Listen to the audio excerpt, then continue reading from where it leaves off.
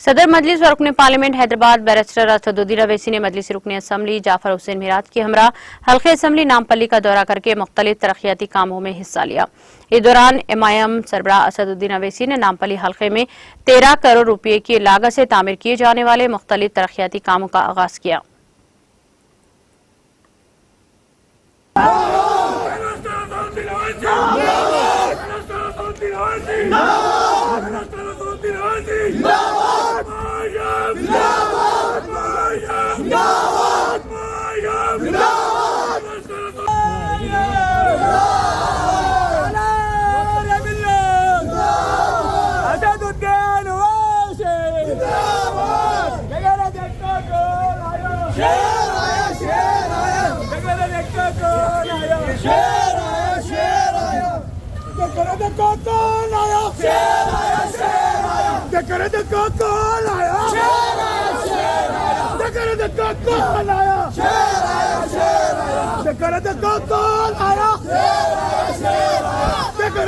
कौन आया?